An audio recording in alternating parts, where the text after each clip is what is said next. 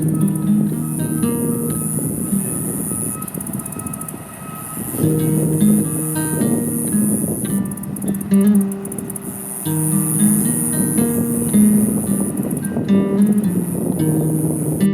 everybody, welcome back to the Mvskoke Gardening series. We're on campus at College of the Muscogee Nation, and as you can see in the background, there's a lot of construction and expansion happening on campus. So if you hear any of that in the audio, that's what it is. So right now it's late July, so we've been hitting 100-degree temperatures yesterday, today, tomorrow. Last week we had a few 100-degree days. So we're just gonna I'll take you up to our Three Sisters garden, and we'll kind of show you how we're kind of mitigating and dealing with some of the heat and some of the stressors that it might cause on our plants. I forgot we have corn over here too. Oh, remember that Oya that we made last time too? We've been filling that. That helps a lot with heat stress. So we'll water the top, but we'll also fill the Oya like every other day or so, just to kind of give the corn a break. So a Oya is like a Pueblo desert irrigation method. It's basically where you bury a clay vase in the soil around your plants. And the idea is that the plant roots will kind of pull some of that water out of the clay vase through the clay pores, and it'll keep those deeper layers of your soil moist. It's also ideal whenever it's hot and dry, like right now, because you're still getting those deeper layers of soil. So my number one rule when watering in the summertime, this is something I say on my students about all summer, is the best time to water any time of year, but especially when it's super hot, is going to be first thing in the morning with the sunrise, and then in the evening at sunset. Whenever it's 200, 100 degrees outside like it is today, it's probably good to water your plants twice outside. I feel like it's really hard to overwater when it's this hot outside. Your plants are going to appreciate all of that extra moisture. So we try to get out here early in the morning, 7:30, probably earlier, the better. The earlier the better. But whenever you're watering early in the morning and in the evening, you're going to lose less water to evaporation. So if you're watering at peak high noon, you're going to lose a lot of that water to evaporation. Most of it is going to go into the air. But when you're watering in the morning and evening, when it's a little bit cooler, that water has a little bit more time to infiltrate into your soil, so it's going to benefit your plants. And then it's less likely that whoever's watering is going to pass out from a heat stroke if they're watering early in the morning and in the evening. So right now I have no students. They're all on summer vacation, so I'm watering by myself right now. So as you can see, I have my lazy irrigation method where I'm just flooding the garden with water hoses. Until we get some automated irrigation, this is kind of how I've been doing it. I'll just lay the hose and let it kind of flood and create a little stream. Whenever the students are here, we actually stand out here and hand water, but with one person, it's a lot. So I want to say we planted this corn. Oh, we planted this corn on Earth Day, which was April 22nd, and it's the end of July now. So this is about 3 months old. This is softki corn. So this is like going to be a white, hard corn that we're going to use to make softki. And I really like this Three Sisters garden back here because, one, it's our first year growing back here, but we planted this on Earth Day communally. So we kind of planted it in the old way where we had whoever was available on campus and wanted to come out. And we had probably 15, 20 people out here planting this corn and planting the beans all at once. So in traditional Muscogee ag, that's kind of the way you would do it, is the entire town would come out and help plant the corn. And I feel like that's why it looks so good out here. You know, we kind of, one thing we like to teach here is that a lot of these old seeds, especially like the native corns, the blue corns, the softki corns, things like that, they like to be handled and planted this way. So they like when, you know, the women are handling them. They like when they're planted communally in that old way, and they grow better whenever they're planted and treated that way. So I feel like that's why we've had such good success back here. So yeah, this corn is about 3 months in. It's not quite ready. The tassels are brown, but since we're growing this for dried hard corn and we're not growing it as a sweet corn, we're just gonna let this whole plant get dry and crispy and brown, and that's when we're gonna harvest our corn. If you were harvesting for sweet corn, it's probably about ready, but this isn't a sweet corn. It's not going to be sweet if we harvested it right now. So sometimes with corn, especially with these old corn varieties, especially if you're growing a corn variety that maybe belongs to like a northern tribe or something like that, sometimes the heat will have an impact on the quality of your corn, I'd say, or your yield.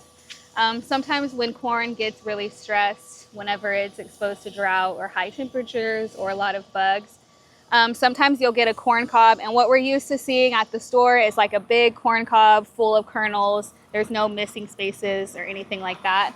But those are usually GMO corn varieties. So when you're growing a native corn variety and it's exposed to a little bit of stress, sometimes she will abort her own kernels. She'll kind of destroy some of her own kernels to put energy into her surviving kernels. So sometimes you'll get a corn cob and it'll be kind of spacey. It'll have kernels on one side and it'll be missing kernels on the other side, or it'll kind of have like bald spots where there's no kernels, and that's usually because she was either not fully pollinated or exposed to a lot of stress during the growing season. But again, with our corn, that's totally normal. It's usually the GMO corns where you're getting the big, thick kernel full of seeds. You can see this one kind of popping open right now. And if you pop it, you can see there's still kind of like some liquid moisture coming out, so she's not quite ready to harvest. So with Three Sisters Gardening, the idea is that they're all companions. It's a companion planting method. So you have your corn, which is going to grow tall, and then you have your beans, which are going to grow up and around your corn. Your corn will kind of act as a trellis for your beans. The beans also help the corn grow because beans or legumes in general add nitrogen. They add nutrition to the soil, so they're also helping feed your corn while growing up it. And then we have a few pumpkins growing out here. We planted those kind of late, but the idea is that the pumpkins, there's one over here. The pumpkins will, the idea is that the pumpkins will kind of spread across the ground around your beans and corn and act as the ground cover. So they'll help choke out some of the weeds. They'll help hold in some of that moisture because they're shading the soil. Whenever I do Three Sisters talks to kids, I always kind of make it into a little story, and I'll say, you know, the corn is the oldest sister. She's the tallest sister. She stands tall, you know, and watches out for her younger sisters. And then you have the beans, who are the middle child, and they're kind of crazy. They run circles around their corn sister, up and down their corn sister. And then you have your squash or your pumpkins, which is the baby sister, and she can't even walk yet. She just crawls across the ground and keeps the soil moist and shaded for her older sisters. So we're growing this is a Cherokee bean. She might have some beans on her, but this is a Cherokee bean. We got them from Kent Sandman. It looks like a giant pinto, if I can find one. Okay, so here's one of the Cherokee beans. So the Cherokee beans, you're gonna wanna eat it as a dry bean, not like a fresh green bean. You totally can, but it's more common this way.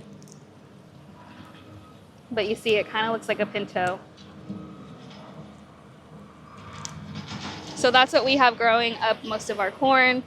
So beans are susceptible to heat stress. The one thing I've noticed with beans is that they'll kind of stop producing whenever it gets too hot. So the plant will be alive and it'll have green leaves and it'll look fine, but she won't flower and she won't make any more beans until it cools off again. So if you remember when we planted the Three Sisters corn, we planted them inside of a mound, and we did 4 seeds per mound, 1 seed for each direction. This one, it looks like 3 of the corn seeds germinated, not all 4 of them. But you can see it still kind of has its mound structure, and then the 3 seeds that germinated. And then we plant the beans around the mound, so that way it can climb up the corn. And this is, so when you think about when it rains especially, and the water's, you know, hitting the Three Sisters garden, it's hitting the top of this mound before it hits the ground below it.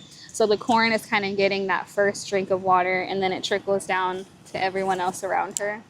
Oh, these ones are cool because I don't remember planting these, but you know, Creek people love their purple hulled beans. for their charahaga and things like that. So we've got some purple beans that just kind of popped up in our Three Sisters garden. These aren't necessarily the Cherokee beans that were growing around all the other plants, but we had some volunteer purple whole peas come up. And I think that, again, just kind of is a testament to we planted this the right way. We planted this that traditional way and the communal way with the corn in the mounds. And I think the plants are following us because they like it over here. Charahaga is basically a bread made out of cornmeal, and they'll use the purple hulls traditionally to make the bread a little bit blue or grayish color. It's really good with beans. So you might notice we have sunflowers along the edges of this garden also. One thing I've learned working with Kent is that even older than corn, even older than beans, we had sunflowers. Sunflowers are also a traditional food and a food we were eating before corn came into the picture. So we kind of did a border of sunflowers just as kind of like a recognition to that. Also, we were worried about deer coming into our garden at some point during the season. So we thought maybe the sunflowers would kind of deter them, or maybe they'll eat the sunflower seeds before they eat the corn kind of thing. And also they're pretty, like they just kind of add a nice aesthetic. It'll attract pollinators to your garden because they'll see the sunflowers, the bright colors, before they see the tassels or anything like that.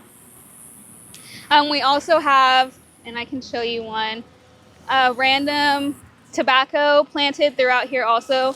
Kind of the same thing, it's just an old traditional plant, and it kind of fits in, it has its place. So, but also kind of a deterrent, so if there's any caterpillars or anything that want our corn, they might find the tobacco and say, oh hey, nicotine, and eat the tobacco instead. So we have some tobacco spread throughout our garden also. Pests in your Three Sisters garden, I mentioned deer and how we kind of planted the sunflowers as a deterrent, or as a, maybe they'll eat the sunflower seeds before the corn.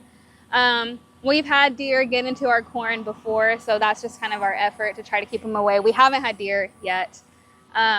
You might also encounter bunnies eating your beans. They love eating beans, the leaves, the pods, all of it. So again, we'll just kind of plant something for the bunnies. We don't really have anything up here in our Three Sisters garden, but down in our main garden is where they kind of nibble on things. So we'll grow a patch of melons and just let the bunnies have them, or we'll grow some radishes and turnips, and those are for the bunnies.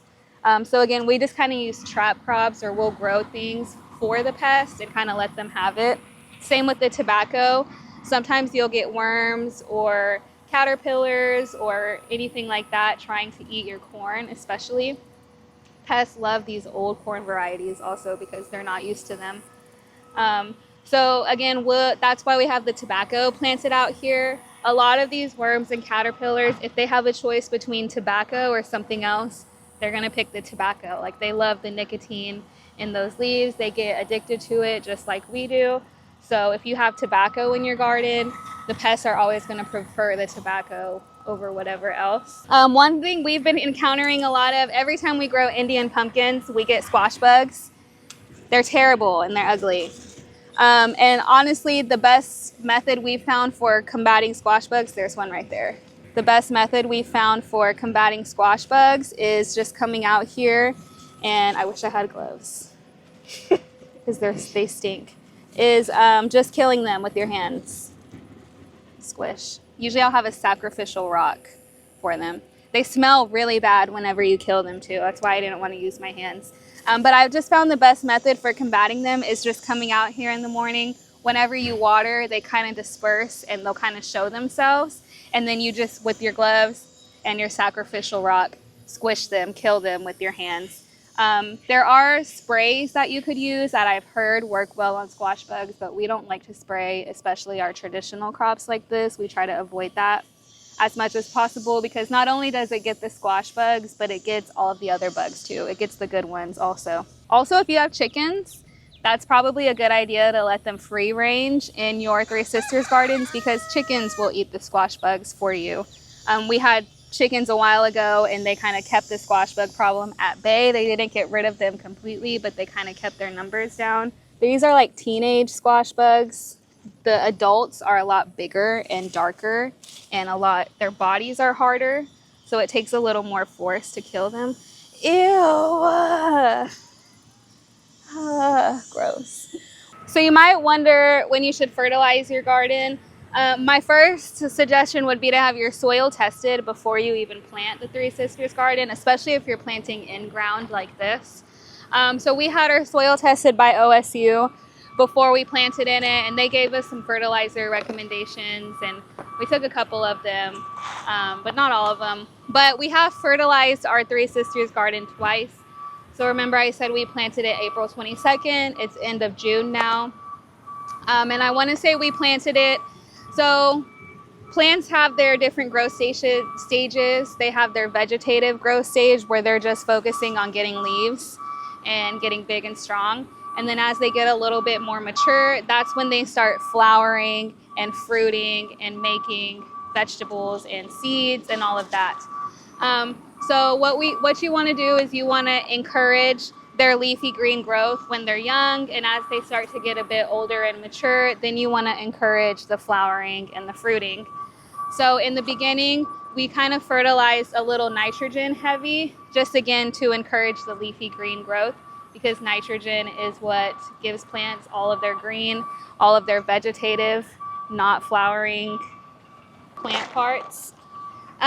So we fertilized nitrogen heavy in the beginning, and then we came through a second time once we noticed that they were starting to put on tassels, once we noticed that they were starting to fruit and create corn cobs. Then we came through and fertilized again. I want to say we did a bone meal fertilizer that time, so it was just phosphorus and potassium, and those are like the maturity nutrients for plants. So once we noticed that she was maturing and putting on fruit, then we came through and gave her, some maturity food to kind of help aid that process. But that's really complex. We have a lot of experts out here that kind of help us make those decisions. But for our regular home gardeners, you can kind of just go through with like a slow release. This is something one of our natural resources instructors bought. An organic, granular, slow release fertilizer. You can just sprinkle this in your garden, maybe once at the beginning of the season and then once now, peak growing season, because right now they're probably getting a little stressed and they're probably using all of the nutrients that the soil has. So if you just come in and give them a little boost mid-growing season, that's just going to help improve your yield and keep your plants looking happy and healthy. So you can just get a simple organic slow release fertilizer, dump it on a couple of times during the growing season, and that should be enough for your Three Sisters garden. So I've noticed right about now, late July, early August is when a lot of people kind of give up on gardening because it's so hot and uncomfortable. This is kind of when people check out and they stop watering or they stop caring about their garden, and then everything dies. And then, they try again next year. But this is the time that matters the most, because this is like peak growing season. Even though it's hot, the plants love this. They like when it's hot like this. This is their time to shine. So really what we're focusing on the most is, one, just keeping everything alive and watering it enough. But this is also where we're getting a lot of our harvesting done. So we've been harvesting melons pretty often. You can see we have watermelons. I want to say one's like Black Diamond and one's Sugar Baby or something like that. Peas. These are Potawatomi peas. These are really good fresh, but you can also dry them. These are interesting because they're Potawatomi, and usually they're white like this whenever they dry. But we have some planted out here that are purple whenever they dry, and that's my theory that they're turning creek. They're in a creek garden, and they know creek people like purple whole peas, so they're turning purple. They know we'll use them that way. Here's some more melons, cantaloupes. The melons are popping off right now. I always hear people talk about like tap the melon, and if it rings, that's how you can tell it's ready. And sometimes it's hard to tell like what's a ring or what's hollow or what's not. So my method for determining whether or not your melon is ready is you're gonna wanna find the stem of your melon, so where your melon attaches to the vine, which on this one it's right here. And if you go up the stem, usually right above it, there's gonna be a curly tendril. And if that curly tendril is dry and brown and crispy like this, the melon's ready to harvest. You can see this curly tendril right here it's still green. So if there were a melon there, it would be too early because the curly tendril is still green. So this is like a fresh curly tendril and then a dried crispy one. When it's dry and crispy like this, that means it's ready. If you look at this cantaloupe, it's so small, obviously it's not ready, but you can see its curly tendril above its stem is still green. It's a little dry at the tip, but it's all green still, so it's not ready. That's how I can tell. That's my sure way. With watermelons, it's a little harder to tell, so you can judge by the curly tendril. But with cantaloupes, all you really have to do is they'll turn from green to orange, and once they're orange, and you can pick it up and smell it, and it smells like a cantaloupe, it's ready. So that one's probably ready. And sometimes when you pick it up, it just slides off the vine because it's ready to go. So these are like a Navajo cantaloupe. I think they're a desert variety. So yeah, we've been harvesting a lot of melons, a lot of okra. Okra thrives in high heat or really hot, dry situations. So we've been getting pretty good okra harvests every day. That okra is probably too big. It's probably going to be hard and fibrous on the inside, but you'll want to harvest your okra when it's more like that. That's still going to be chewy and it's going to taste good. It's not going to be too hard. We've got some really cool zinnias out here this year too. We saved seed from last year and grew a lot of our zinnias from that. And so we have some really cool crosses and mutants that came out of that. But I like these.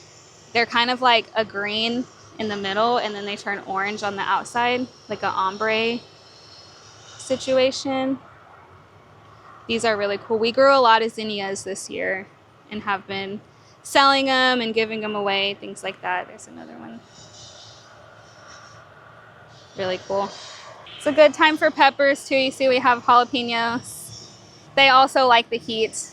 I like to let these get really big like that and then make stuffed jalapenos with them. They're really good. Here's some little bell peppers, not ready, but look how cute.